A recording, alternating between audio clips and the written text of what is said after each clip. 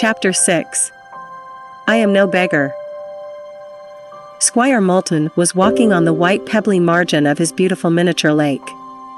His head was bowed upon his narrow and sunken chest, his hands were clasped with rigid firmness at his back, while his long grizzly hair hung in neglected masses around his stooping shoulders.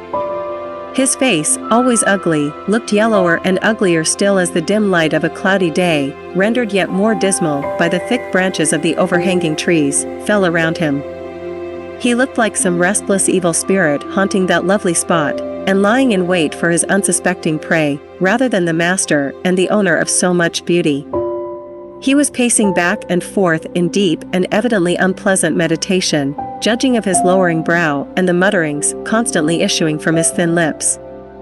He doubtless considered himself entirely alone. But he could not see the pair of eyes, bright and black, and evil as his own, that glared fiercely upon him from within a closely growing circle of arbor vitae. For an hour his restless pacings and mutterings had continued, and for an hour these fierce eyes had blazed upon him, at first with anger and hatred, then as time went on, with uneasiness. Evidently, whoever was within that verdant circle was becoming impatient with the proprietor's lengthened promenade, for there was a slight rustle as if someone was trying to change his or her position. Unlucky moment.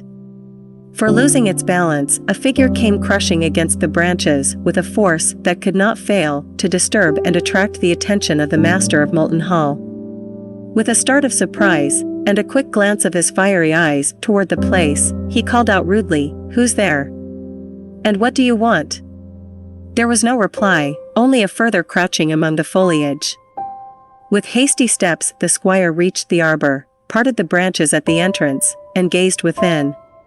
A woman in soiled and ragged garments slowly turned her face, scornful and defiant, full upon him. For a moment she gazed thus upon him, then silently arose. She must have been beautiful once, but her cheeks were hollow and livid, the large and brilliant black eyes sunken in their sockets. The mouth was distorted with the play of evil passion and suffering, while her long raven hair, streaked with silver, hung in tangled masses from beneath her soiled and misshapen hat. "What do you want here?" again demanded the squire. "I do not allow beggars about my premises." "I am no beggar," she replied, lifting her head with a sudden, haughty grace, and her voice possessed a certain musical cadence, despite its sharpness. What was there in her movement and tone that made the proud squire start and gaze so fixedly at her, while a white fear settled over his face? "Who are you then?" he asked, quickly. "Ha, ha," laughed the woman. "Your memory does not serve you quite as well as mine does me, most worthy squire. I presume my acquaintance would not be considered much of an honor. Nevertheless, you and I are old friends. Have done with your croaking, and tell me what you want here," interrupted Squire Moulton, impatiently, yet with a touch of uneasiness in his voice. "What do I want?" "I will tell you soon enough what I wish," she replied, flashing her eyes angrily at him. "You had a sister once?" "Yes, to my sorrow." "What of her?" "Where is she now?" asked his visitor, with a sinister smile. "Dead, and gone to perdition, for all I know or care," returned he, brutally. "Dead, is she?" repeated the woman, with the same look. "Yes, dead, I say." "Confound you, what do you mean by all this quizzing, you fool?" The squire was becoming enraged, and could not calmly bear the steadfast, penetrating gaze of the persistent woman before him. "How do you know she is dead?" was the quiet question. "How do I know, you vile hag? She died at Naples, 13 years ago. I was with her only a few hours before her death. The next time I went to see her they told me she was dead and buried." "Ah. But what became of the child she left for you to take charge of?" She bent forward and gazed eagerly into his face, as if she would read his very soul. "Curse you, it's none of your business. I'm sure I don't know why I stand here parleying with such as you." A bright flush spread itself over the woman's pale face at this taunt, while her lips quivered with suppressed rage. "Stop," she said, sternly, as he turned to go. "Stop, you fiend in human form, and give an account of yourself. It is my business, and I will know. It is true your sister was sick and destitute in the city of Naples. It is also true that when she heard of your arrival there she sent to you for assistance. She felt there was no help on earth for her, and she wanted to be reconciled to the only living member of her family before she went the way of all the earth. She also needed food and medicines, but most of all she wanted to give you her child, her bright and beauteous boy, to educate and rear, so that he might never feel the curse and sting of poverty and shame. You obeyed the summons. But how did you comfort her? You swore at her, you taunted and reviled her, you cursed her with the bitterest curses your vile heart could invent, and your lips utter, and when she prayed for a little love and forgiveness, you turned a deaf ear to her entreaties. Ah! Cannot you hear her now pleading for her boy, that you would not leave him to the cold mercies of strangers? Cannot you see her now, as she quivered in her anguish when you swore that you would not be disgraced by such as he? Are your dreams never haunted by that white, drawn face, by a wasted hand clutching yours, and a trembling voice begging, pleading for her one earthly treasure?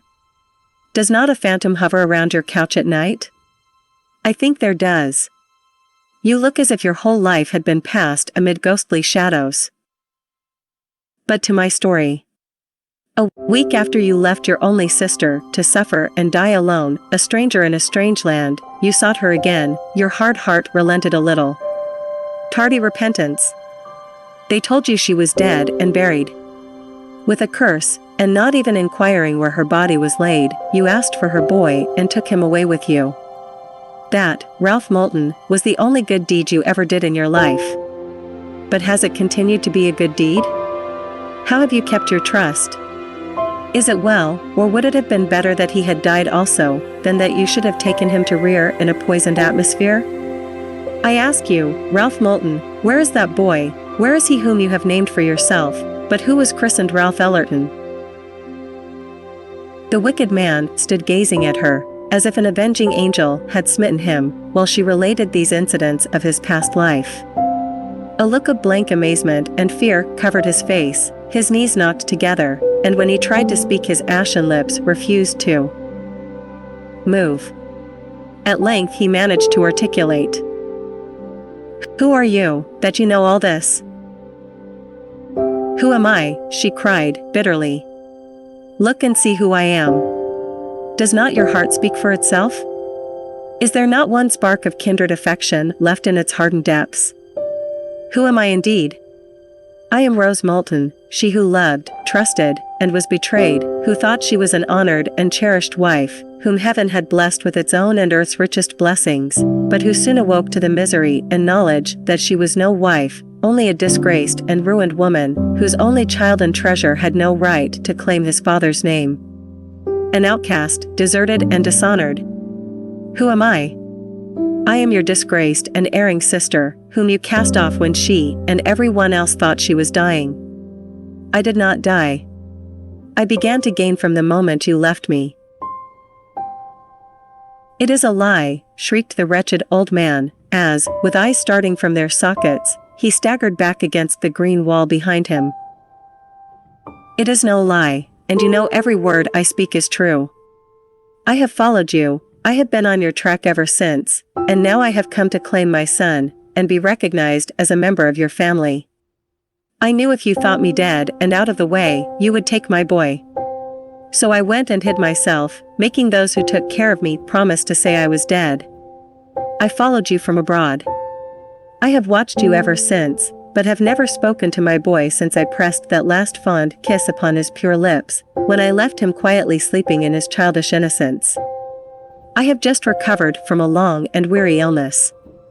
I am alone, forsaken, destitute, and, my brother, I have come to you for comfort and support. Oh! Ralph, will you not take your Rose once again to your heart, forgive her, and bless her with your love? She stopped and looked beseechingly in his face, while her wild eyes softened and tears poured down her sunken cheeks. Her hands were clasped, and in almost breathless silence she awaited his reply. Dora threw herself into her mother's arms again, and bursting into tears, said, between her sobs, "Mama, if Robbie was sorry, I should be, because if he didn't want me for his wife, I shouldn't want to be."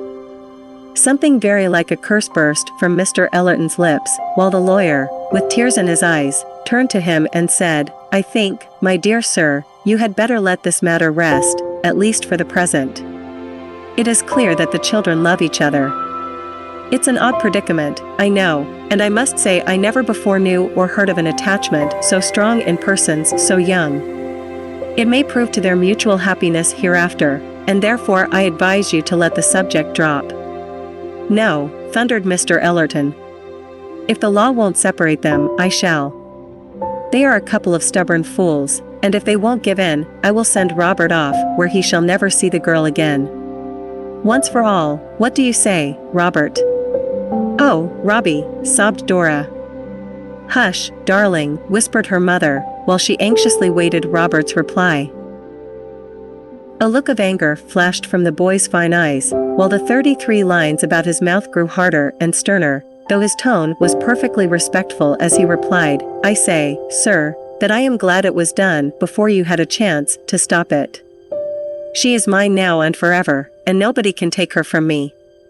White with suppressed wrath, Mr. Ellerton walked to the table, took up his hat and giving Robert his cap, pointed silently to the door. Robert took the cap and went boldly to Dora's side. "Good night, darling," he whispered. "Watch for me, for I shall come again soon." He bent down and kissed her flushed cheek, and bowing to the others, followed his father from the room.